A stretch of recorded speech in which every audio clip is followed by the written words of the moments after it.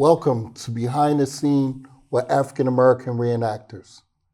I'm your host, Earl Weeks, and today I brought some friends with me. They are from the 3rd Regiment Infantry, United States Colored Troops. To my right, I have Mr. Joe Becton. And to my left, I have Mr. Larry Harris. The 3rd Regiment does a lot of Civil War events in Philadelphia and, of course, the Eastern Shore. But I want to talk about, how did you guys get started? Can you tell me about that, Mr. Becton? Well, yes, Earl. I started at home with my father.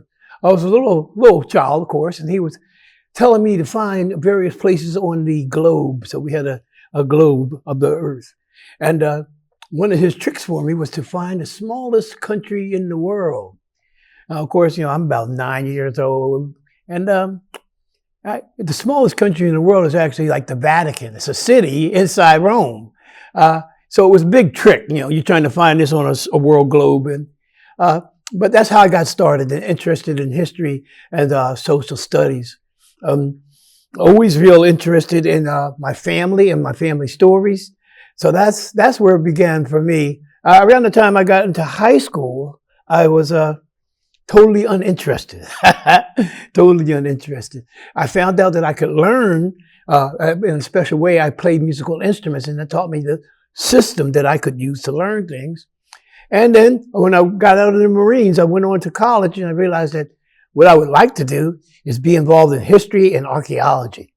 So, I don't know too many guys in West Philly who were into archaeology like I was, but I went down that path and ultimately got a bachelor's degree in history education, and later on did some time at Yale University with Byron Davis.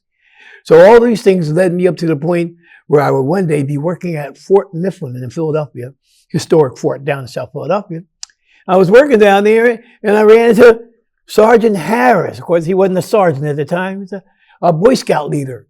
And the Boy Scouts were having a camporee, I think we called it, at my fort. I was the director of visitor services. And we decided, hey, we're going to put together a cannon team and shoot the cannon for Memorial Day. So Sergeant Harris, Sergeant Lee, who was our founder, one of our co-founders, he was there, and he said, well, look, let's make a permanent regiment. There's not many black regiments. So we began our permanent black regiment, the 3rd Regiment United States Colored Troops. So started at home with the family, a little bit in the school and education, not too much. I didn't get much of my history and stories from my elementary or middle school or even my high school education. But once I came out of the Marines, I was pretty set on what I was going to do and how I was going to do it. And that's what led me to be a reenactor, a Civil War reenactor. As I said, Sergeant Harris and Sergeant Lee said, we got to do this. Nobody's doing it. And of course, to this day, that's one of our chants. If we don't tell these stories, no one will. Larry, can you tell us a little bit about the 3rd Regiment's mission? Oh, the mission of the 3rd Regiment, it's really simple. We are here to educate the masses in the history of the blacks that served during the Civil War, to help build the statue and to maintain it, and also to take part in living history presentations. Plus, our main thing is to help the Boy Scouts. Wow, that's good. I got to admit a couple things here. One, I ran into Joe Becton when I was in the Marine Corps. I was a Marine recruiter in Jersey, and my staff NCO had signed us up to have a tour of the Navy and Marine Corps museums. So we were touring there with what we call poolies, the guys that are about to join the Marines. And I remember this park ranger, he takes his hat off and said, well, I used to be a Marine, and it was Joe Becton. Later on, when I came to the regiment, I was getting ready to join, but that would be a lie. I came because I wanted to do a documentary about the regiment. I kept telling them I was not joining. And before I knew it, listening to everybody's stories or whatever, I ended up giving them the money for the membership and stuff before I left. but I actually ran into Joe Becton when I was in the Marines. And Larry Harris, after a bunch of talking, we used to both live in the project area in Philadelphia, Richard Allen Projects. So I probably ran into him too, you know. But again, like, it's like been 21 years and I did not want to join the regiment, but it's 21 years later and that's where I'm at now. You carry the flag, Larry. Can you tell them something about that? Yes, my main objective, as you see on my shoulder, I have 3 stripes and I have 2 flags up above this. This tells you what I do in the field of march. In the field of march, you have your generals who are out front, who's giving the orders. Then you would have me, who comes behind the generals, because when the general gives the orders, the soldiers in the back can't hear that. So when he gives the orders, I start marching in the direction that he says, so everybody follows me. So that makes me very important. So my title is Color Sergeant because I'm carrying the colors. So when they says forward march, left, right, or forward, that's where I start marching with the flag. That way everybody behind me can follow behind me. So troops always march to the colors. We need that. Joe, why did some of the people become colored soldiers? Well, I always say there's a kind of 4 reasons that people wanted to join the Army. The Union Army, of course, was not very encouraging. In 1861, when the war started, many of the states, Pennsylvania being one of them, Jersey, said no to colored troops. They said, we volunteered. And they said, well, no, who are you going to shoot? No, we're not interested in you being soldiers. So when things changed in 1863 or 1862, when Abraham Lincoln wrote his Emancipation Proclamation, then we were given the okay to join. Right? So we would come and join. We said, wait a minute, what do we get? What are we going to join? What do we get? You get a new suit of clothes, right? Cut to the latest styles, made of the latest materials. So you be dressed to impress. Yes, a brand new suit of clothes. And then the whopping big salary. Just imagine that you had never been paid any money at all. And now they're going to pay you $13 a month, $13 a month. A new pair of shoes, $13 a month, wonderful clothes, and food. That's right. You were guaranteed food every day. Did you get it every day? Well, maybe not. But that was the guarantee. So food, money, clothes, and social status. Many people, some 90,000 people ran directly out of slavery into these blue suits and blue uniforms. 90,000. So it was a change in social status. You were no longer a slave or enslaved. Now you were a soldier, a United States colored troop, or the African units, the units of African descent. Those were some of the names of the early black soldiers in the Civil War. So by 1863, we finally got into the war and began to fight for freedom. Now, the war wasn't said to be a war for freedom, but for us, it was a war for freedom. At the end of this war, we were hoping that our grandmothers would no longer be enslaved, that our mothers would no longer be, our wives, our daughters, our sons, our friends and neighbors would no longer be enslaved if we did this correctly, if we served in the war and we won the battles. So we wanted to win. We wanted to end slavery. We wanted personal gratification, and we wanted money. And yes, we wanted wonderful clothes. Wow. Larry, I know the 3rd Regiment, as we know it today, is a Civil War reenacting group. What about the people that the 3rd Regiment is copying? What about them? Where were they trained? Who were they? Well, the ones that actually fought during the service were trained in a place called Camp William Penn, which was at that time located in Shelton Hills, which is now called Cheltenham. The training camp was there, but the training camp wasn't really a training camp. It was some land that was donated by a lady named Lucretia Mott. She donated this land to the regiment for $1 because she was a Quaker and she was against the war. So she said, I'll give this to you for $1 for the duration of the war. And we set up the training camp there. And from there on, we did our training. After we did our training, we marched off to wherever we had to go. Wow. And he mentioned Lucretia Mott. I want to say a lot of times I say that when we're out and I get mad because a lot of the women don't know who she is. But Lucretia Mott fought for what they call women's suffrage, which means for women's rights. So I just happen to point that out every time we talk about her. Joe, like what people that we might have heard name of came and visited Camp William Penn? Well, we've got some of the great names in Black history and Civil War history who came to Camp William Penn. So when we set up the camp, one of the first guys who wanted to come and talk to the regiment, our regiment, the 3rd Regiment, was a man named Frederick Douglass. So you've heard of Frederick Douglass, and he's a major abolitionist, major operator on the Underground Railroad. Some of his speeches have been ingrained in American history, like, what does the 4th of July mean to the slave? So that was a big one. All those speeches in those days used to last about an hour or two.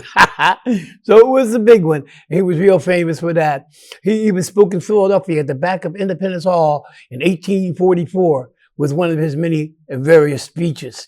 So Frederick Douglass ultimately became a federal marshal. He was enslaved in the beginning of his life, escaped from slavery, or as he liked to put it, I stole myself. I'm a thief. Well, that was Fred. So one of the major guys of the Underground Railroad and Black history, Frederick Douglass. Harriet Tubman. Everybody remembers Aunt Harriet. Well, Aunt Harriet, Fred was there in the beginning. Aunt Harriet was there at the end. So she came at the end and she talked to the 24th United States Colored Troops. So actually at the camp, there were several groups that were trained. There was the 3rd Regiment, the 6th Regiment, the 8th Regiment, the 22nd Regiment, the 24th Regiment, the 25th Regiment, the 32nd Regiment, the 41st, the 43rd, and the 45th Regiments. 10 regiments of Black soldiers, United States Colored Troops, trained at Camp William Penn. So Fred Douglass was there in the beginning, and Harriet Tubman was there to speak to the last group. There's another guy who gained some renown here in Philadelphia named Octavius Cato. We recently put up a monument to him. As a matter of fact, I'm not sure, but I think I heard the mayor say we're getting ready to put up a monument to Harriet Tubman too. But we've already have our monument for Cato. Octavius Cato was an intellectual. He taught at the Institute for Colored Youth. And of course, today we call that Cheney University. So he's one of the guys who was a founder and originator of Black education in Philadelphia, and later on the Cheney University. He was actually murdered in 1871. We were having the chance to vote again. So in Pennsylvania, Africans had the right to vote up until 1838. African men had the right up until 1838 to vote. In 1838, the Pennsylvanians changed our Constitution and took the right to vote away from Black men. So after the Civil War, with the various amendments, after the Civil War, Africans became citizens. We had the right to vote, and we had the right to work for our money, 14th, 15th, 16th Amendments. And with those, Pennsylvania had to reinstate the right to vote to African men. So the first year, they brought out the Marines. They lined them all up in the street to protect the people at the polls. By the way, going to the polls in Philadelphia in those days was precarious. The gangs would wait outside. The politicians would get them drunk. So it was a lot of riots and confusion on election day. Well, this particular day was the first day the Africans were going to return to the polls, and the city exploded in riots. While he was on his way home to get his gun and to pull his militia group together, he was shot on the street in South Street, shot and killed. So we remember him, as a great intellectual, as a person who worked for freedom. He was involved in the trolley boycott. He was even a sportsman. He played baseball. He had a baseball team, a Black baseball team called the Pythians. Rumor is we beat the Athletics. We'll have to check with them again. I think something went on. So, Octavius Cato, just to name a few. We could go on and on and on. Asher, Jeremiah Asher of the Shiloh Baptist Church. He was one of the first preachers that came out of the Camp William Penn group, or chaplains as we call them. So yes, all kinds of great people. Robert Smalls, remember Robert Smalls, the guy who stole the boat? The planter? Yeah. Hey, we're going to take a break and we'll be back. We're going to come back to that, Joe. Remember? All right. You're watching Behind the Scenes with African American Reenactors. Hi, we're back to Behind the Scenes with African American Reenactors. And I'm here with my friends again from the 3rd Regiment. Joe Becton, you were talking about Robert Smalls. Can you tell us a little bit about him? Yeah, well, Robert Smalls was amazing. One of the first heroes, black heroes, if you will, of the Civil War. What he did make him a hero was he stole a ship. Now, of course, under normal circumstances, if a black guy steals a ship, you hang him, right? But he stole a Confederate ship, had his friends in it and his family in it, and he sailed it and gave it to the Union Navy. So that Abraham Lincoln decided that he was a hero, was going to give him a special bounty and all those kinds of things. He also was very good at the waterways around Charleston, South Carolina. So he was the guy a pilot who would lead the boat through the sandbars, around the obstacles into the Charleston harbor. So he was very good. They decided to let him continue to be the pilot on that boat. And ultimately, one of his officers decided to turn them all in. They were surrounded by Confederates. And a white officer said, well, we're going to surrender this boat. And of course, Robert Smalls says, no. We were enslaved. If we surrender, we go back to slavery. We are not surrendering. He encouraged them to take a place down below, and they would handle it. And they did. And after that point, then the Navy made him the pilot captain, not an official commissioned captain, but the pilot captain of that particular boat called the Planter. Well, sure enough, the boat had to come to Philadelphia to get repairs at our Philadelphia Navy Yard, right? And he gets to Philadelphia and he hears about Camp William Penn. He said, well, I want to go visit this place. He's seen the 1st South Carolina down there in Charleston, but he wanted to see what Yankee blacks would do. So he went out to Camp William Penn, and of course he got caught in our bus controversy. In those days, you could ride the bus if you were black, but you had to ride on the outside. He was, well, I paid my nickel, why am I riding on the outside? They said, you got to ride on the outside. He didn't ride on the outside, so they threw him off the trolley. National hero, thrown off the trolley here in Philadelphia. Well, of course, later on, the rest of us Philadelphians would pick this up and have a trolley boycott. So by 1866, we had turned the segregation of the trolleys around and we could ride anywhere we wanted to on the trolley. And of course, it makes me always think, though, today when I get on the trolley, it seems like I only mostly see people of African descent. I wonder, did we win or did we lose?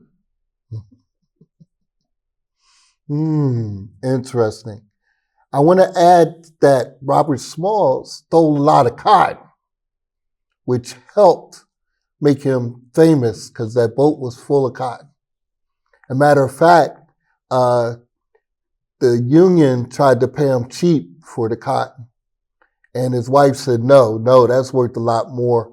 You need to get a lot more money for that. Mm-hmm. So you ain't got to believe us. You can always check your encyclopedia. Google it. Yeah. He also went on to be a congressman for the United States, a general for the South Carolina militia. A lot of times when I talk about Robert Smalls, I say from the slave house to the state house. Robert Smalls. Yep.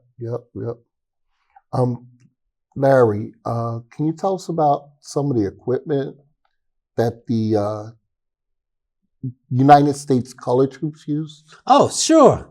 As Mr. Becton said earlier, we got a brand new suit of clothes. These suits were made of 100% wool, something we weren't used to at that time. No, once we got these uniforms on, a lot of people say, oh, isn't it hot wearing that uniform? I always tell them, no, you got to think, with it being wool, it's porous. And then you have your shirt on underneath and you start sweating. So when the air flows through there, it cools you down. So we stay cool even in the hot weather. Now, as far as our other things that we had, some of us might have had great coats. They're big, long, heavy coats that usually worn over top of this uniform right here that we have on. But everybody couldn't afford one of those. So a lot of times you got them if somebody died. The shirts were made out of cotton. We had a one-piece underwear set that we call the Union suit. The union suit, right. Some of the union suits had a flap in the back, and some of them. Now, as far as our shoes that we had were called brogans. They were, there was no left and no right. It was just a straight shoe that we put it on. Once we put it on, you could put it on the left foot one day, on the right foot the next day. So when the order was to arms, you just jumped out of bed and threw your shoes on. After that, in the later years, there was a second generation brogans.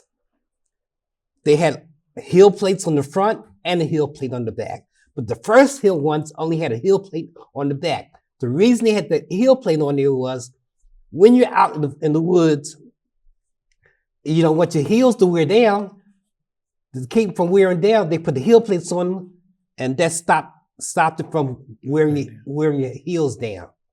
Now, we also had weapons. The weapons that we had were a .58 caliber musket rifle. And what most people don't realize is when that rifle first came out, it was a smooth bore rifle. That meant when the bullet travels through that rifle, it bounces around from time to come out to when it gets at the end. When it gets to the end, this is what happens. The last place it hits, it goes just the opposite. So if it hits to the right, it goes to the left. It hits to the left, it goes to the right. If it hits the bottom, it goes up or down. What happens next is, what people don't realize, it got modernized. What they end up doing was they put grooves in it. What this is called rifling. With rifling, it puts a spin on the bullet as it's coming out.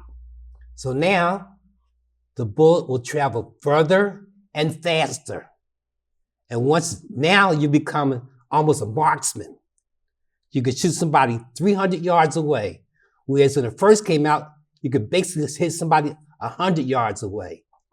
With that, plus our bayonet that we had on the side, and we put the bayonet on top of the rifle, we can take and bayonet the person. You might have seen some pictures where you've seen the person standing over them with a rifle and a bayonet on the end of it. That's what's called bayoneting them. Now, not only that, once you ran out of bullets, what do you think you could use your rifle for next? It becomes a baseball bat. You take the back end of the rifle, it had a metal plate on there, and you could hit them and swing it just like a baseball bat, knock them out. So the rifle with the bayonet and the back part of the rifle, very powerful weapons. Now, it's some of the gear that we might have had. We might have had a bedroll. We had a backpack. In our backpack, we would have had maybe some extra gear. As we come across a dead soldier, we take that gear up, we throw it in our backpack so that when we need it, we have some extras. Next thing we could have had was our sleeping quarters. How did we sleep? We slept under Mother Earth, under the skies. We just threw our blanket, our poncho. Our poncho had like a plastic coating over it.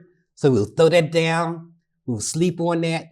Use our blanket if we had one. Throw it over top of us. We slept up under the stars. It was very primitive, but this is how we did it. We marched, and that's how we just got with Mother Earth. Sounds very good. I was just thinking, I'm sure you heard us say, United States colored troops, and Joe kind of talked about it a little bit.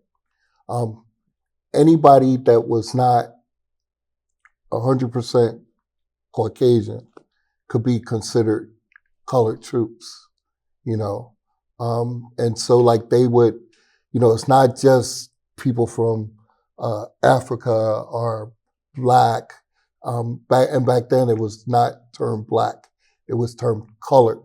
That's why when you hear us say United States colored troops, it's not that we're trying to talk bad about it. We're just using the terms that they used back then. You know, a lot of people get a little mad or look at us with questions when we say that. You know, matter of fact, one program a few weeks ago wanted to call their program the Chocolate Soldier, you know, and I had to explain to them that it wasn't bad to say colored troops. Joe, can you say a little bit about the 3/5 clause? Because from my understanding, a lot of people had a wrong understanding of that. You know, a lot of people think about the 3/5 clause like, oh, they only looked at us as 3/5 of a person. Can you talk about that? Sure. Well, the 3/5 clause, of course, it comes from the Constitution of the United States. And what it basically says is that each enslaved person was worth 3/5 of a vote. Now, of course, this is kind of crazy because how often do Africans get to vote in 1780, 1790? Of course, we don't get to vote at all. So it's kind of an interesting trick. What happens, of course, is that the slaves that had, the states that enslaved people got more votes based on the 3/5 clause than the states that did not enslave people. So when we start to look at how that worked and how it worked out, was that the southern states who had the majority of the enslaved people got the majority of the electoral votes, and they could pick the president over and over and over again. So this had a major impact on what we would later call our democracy. When you think about it, and I won't go all the way through, but George Washington was from Virginia, 8 years. Thomas Jefferson, he was from Virginia, 8 years. James Monroe, 8 years. Virginia, James Monroe, come on, the other James.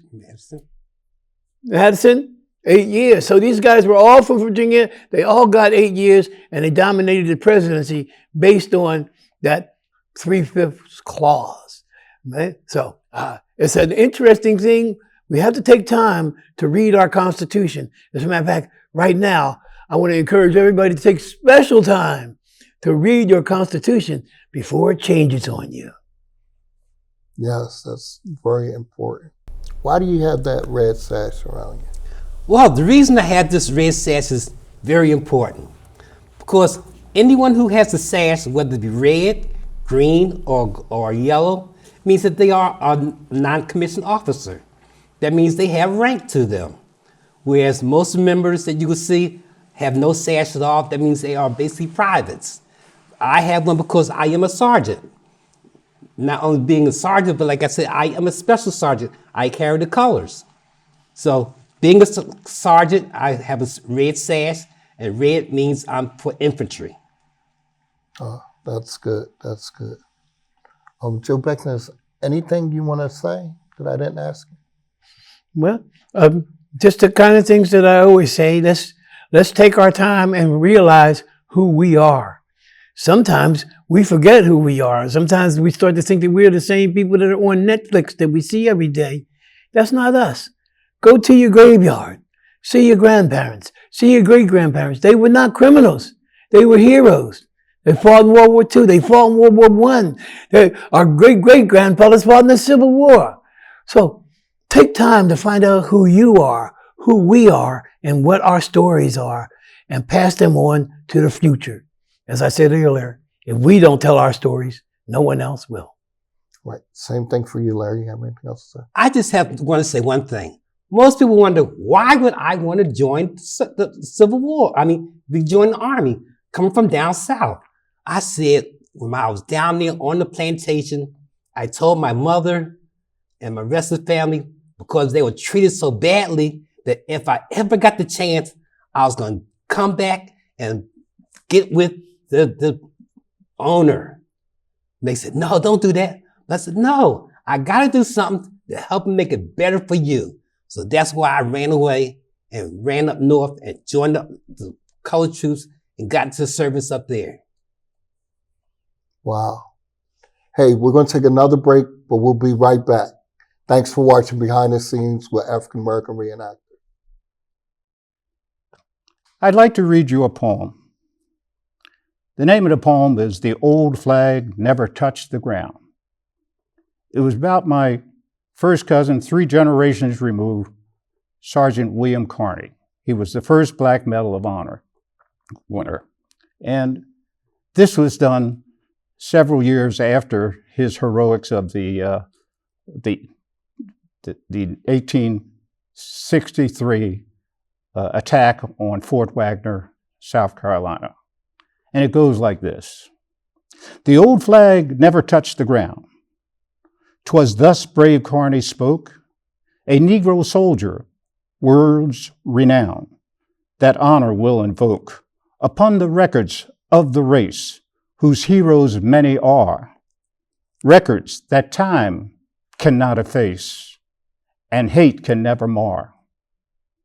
Those words were stamped with Carney's blood upon the country's scroll. And though dislike deep as a flood against his race may roll, it cannot dim nor wash away its crimson written fame, which history wrote on Wagner's day without a tinge of shame.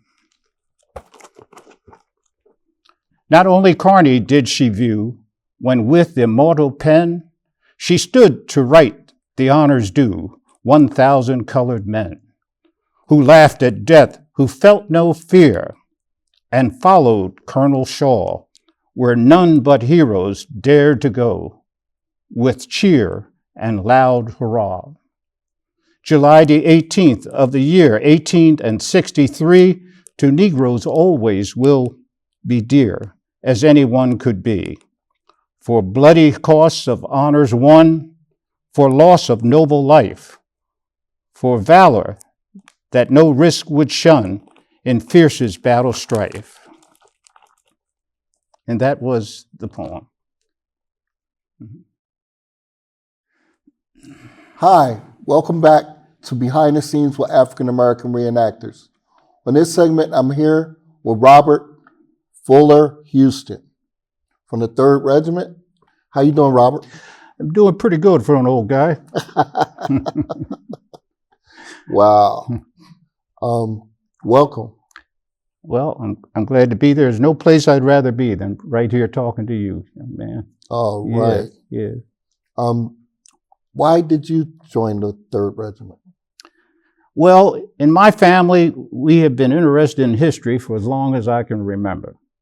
And that interest was probably enhanced by the fact that we had a relative in the Civil War. And his name was Sergeant William H. Carney.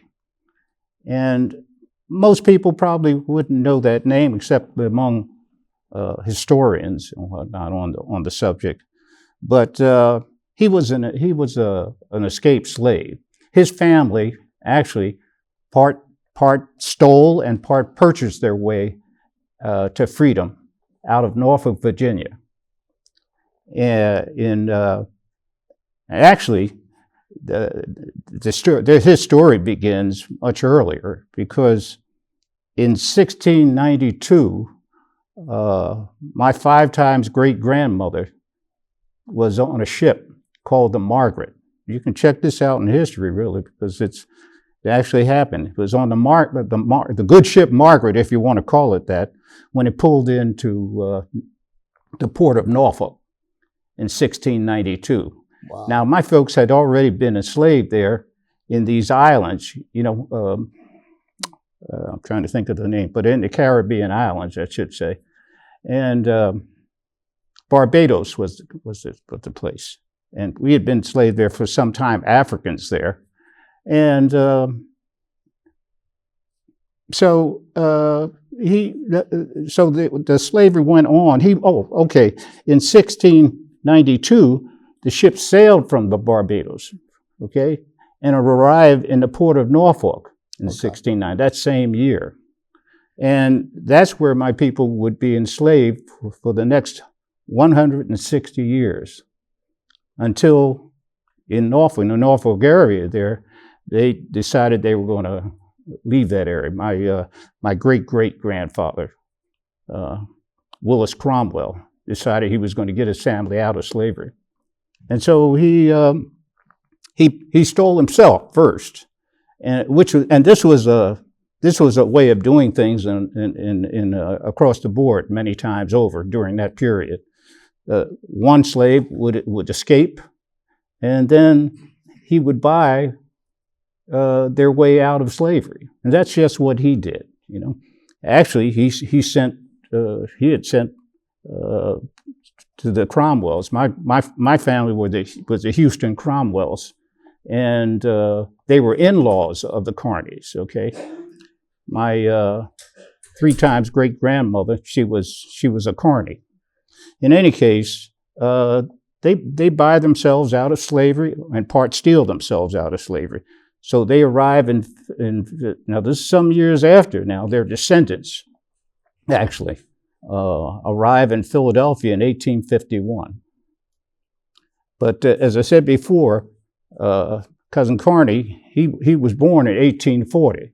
So he was in slavery till into his teens. And so they, with assistance from the Houston Cromwell side, they sent money and it helped them. Because you know, when you free a slave, he might be free, but he's got to get out of Dodge, right? He can't hang around, and because you need money for that. All right, so that's what they did, and before you knew it, they arrived in Philadelphia in 1851. That'd be my great-great-grandparents, and that's where they made their way. They made their way. They were successful in Philadelphia area from then on. Then you might have known about the Keene Carney Funeral Home at 20th and Diamond Street. Mm-hmm. Okay, well, one of our descendants, a Carney, married probably old man Keene's daughter. Okay, so he joined the business there. That place is no longer operating now, but in any case, I can tell you more about Carney if you'd like. No, I see you have a badge on your uniform. What's that represent? Well, as some of your listeners may know, there were the military police. Okay, you call them MPs, the military police. Okay, these were called provost, and they were the military police, and they would man some of the prisons also. Okay. But that's what they were. They're military police, provosts. Mm-hmm. Okay. So, in any case, perhaps going back to Carney, they came through Philadelphia, but most of them kept on going, and they weren't safe because Philadelphia was an unsafe situation. Yes.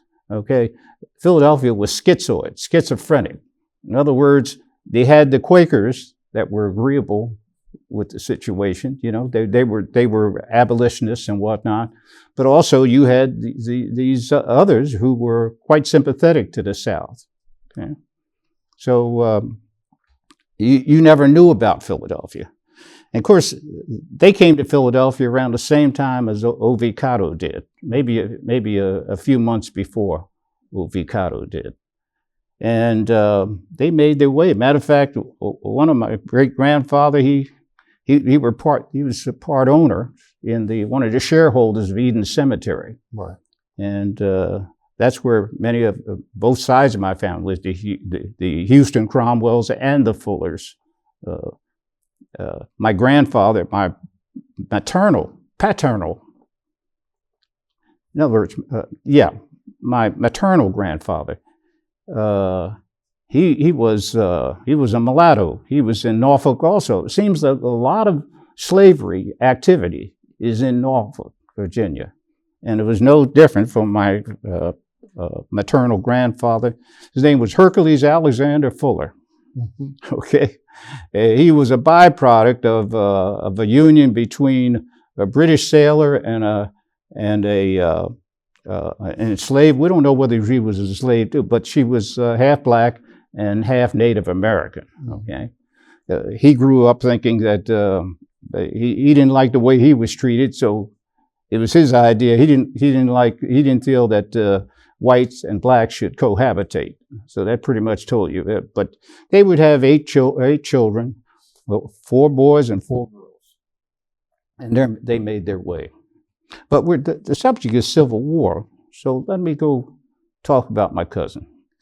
Back then, anyways, he's in Boston, right? And he's in the same area that Frederick Douglass is in, all right?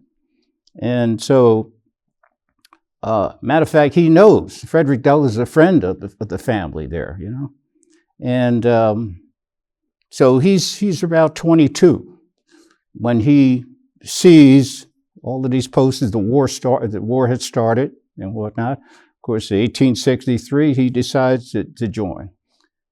And so he was a private, really, you know, of course, when he joined.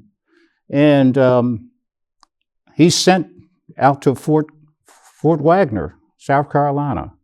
And that fateful day on July 18th, 1863, you can see from the motion picture Glory, in part, was based on that, where the command is given to charge the fort, and they're really ripped to shreds.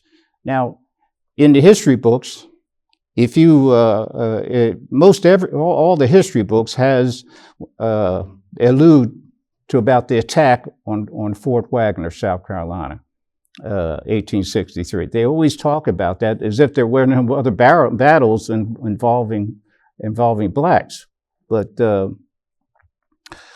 or as if there's no other regiments besides the colored regiments besides the 54th. But people don't realize there were roughly 175 other units, such units. And of course, our 3rd Regiment is in part, is based, our namesake is the 3rd Regiment that were one of the regiments that answered the call in 63, okay? And that was on the heels of the Emancipation Proclamation, okay? Right. And so we're told there were 11,000 soldiers who were trained at Camp William Penn. And a lot of people don't know this, but there was approximately 3,000 black soldiers that came over from Canada. Now, how did they get to Philadelphia? Well, they came in boats, and they had a ferry. Of course, you didn't have the Ben Franklin Bridge there, but Right. that's how they came. And they marched through Philadelphia all the way up Broad Street and to points north there where Camp William Penn was, in a place called Lamott. Now, Lamott is an area named after Lucretia Mott, okay, the famous abolitionist, the white abolitionist, and that was her land back there. And that property was rented, or leased, I should say, to the government for the training of these soldiers, okay, for $1 a year, we're told, $1 a year. Mm-hmm. And so our 3rd Regiment was the first of these 11 regiments that were trained and processed at Camp William Penn. And so, see, the same time this is going on, my cousin is involved with the 54th, who were out of the Boston area, okay? So before he knows it, he's in this almost suicidal attack on Fort Wagner.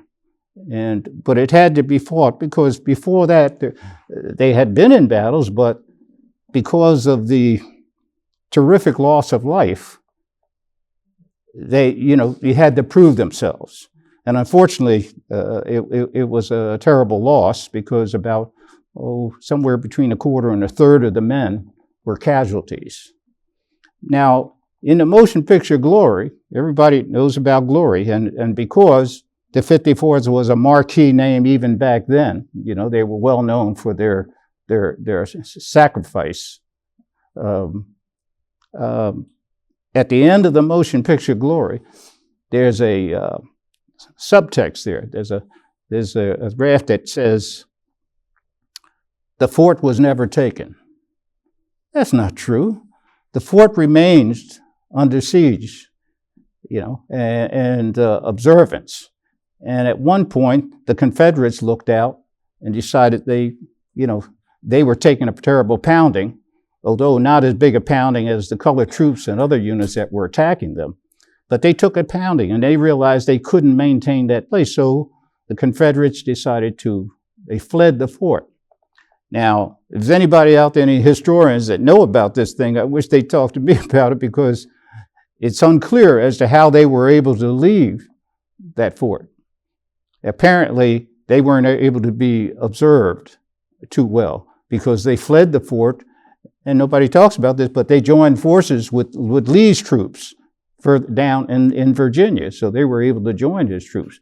But the fact is, the fort did fall, right, through attrition and whatnot, and they wound up taking charge of the fort, and members of the 3rd and other units, and we're told some 54th Regiment soldiers too had joined in to finally take charge of the fort. Excellent, excellent. Now, but can you imagine that this was a real terrible loss of life in this famous charge on Fort Wagner. They were ripped to shreds, and I said before, about one third or 1/4 in casualties. But in the course of things, there's a color sergeant, like Sergeant Larry Harris. He was a color sergeant. Well, he was shot down. He was shot, and Cousin Carney, who's a private now, although they say otherwise later on, but he was a private then, and he sees the colors falling and whatnot, and they've fallen. They're on the ground, really. And he scoops it up. He tosses the weapon away, because he's got a rifle like anybody else, but it's only got one shot. So it was more important to carry the flag. And of course, they made a lot about in the poem. It says, "The old flag never touched the ground." Well, that was just a little bragging, like, you know what I mean?